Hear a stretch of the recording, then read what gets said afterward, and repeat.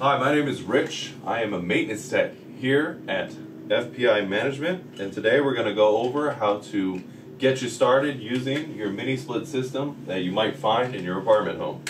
Mini split systems are very efficient, so there's certain ways in which you need to use them to make them the most efficient. Now, we're going to take a deeper dive into what issues you might run into.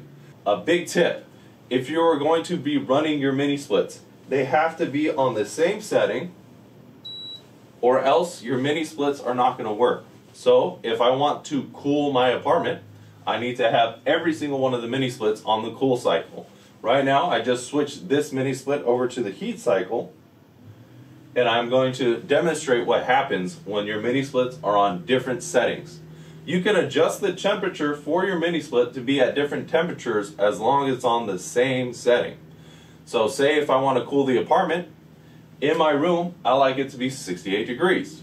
In my living room I like it to be 74 degrees. That is completely okay as long as each one of the mini splits is set to the cooling cycle.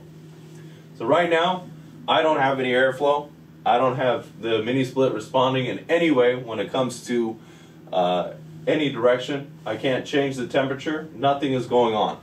A lot of people call in and they're asking why my mini split isn't working. There seems to be something wrong. The first step you could take to diagnose that is check what setting your mini splits are on. In the living room, I know my mini splits are on the cool cycle. So I'm in the bedroom, I'm checking it. It looks like my remote says it's on the heat cycle when I know the rest of them are on the cool cycle. So all I'm going to do is hit the mode button until it switches over to cool, and then my mini split is now working again. Awesome. Another thing that I want to mention is that once you set a temperature, it'll stay at that temperature, and once it gets to that ambient temperature like it did just now, it's going to turn off. It's just like a regular thermostat. Once it detects that the ambient temperature is exactly what you want it's going to shut down. You don't have to worry about it. Another thing that could happen if you're only using one mini split at a time and you're not using the two like that is recommended, what's going to happen is you're going to get a lot of water dripping from the mini split because the coils are going to freeze over.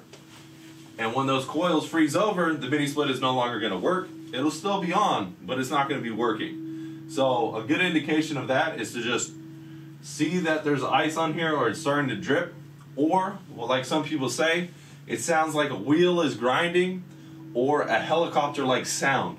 So what you need to do is just shut off your mini split for about 30 minutes to an hour, let it completely defrost, turn on auxiliary mini splits or more mini splits besides the two, and you should be able to have it run perfectly normal without any issues. Another thing that you might run into is from here you'll hear a gurgling sound or a sucking sound that will not stop. That is the pump sensor being dirty. So here we have the reservoir. This reservoir is where all the moisture that is sucked out of the air tends to accumulate. It is then sucked up by the pump and disposed of down the drain. So what can happen is this pump sensor can accumulate dust. When dust contacts water, it turns into mud. Mud stays wetter for longer. That's the reason why you get that sucking or gurgling sound that you might experience.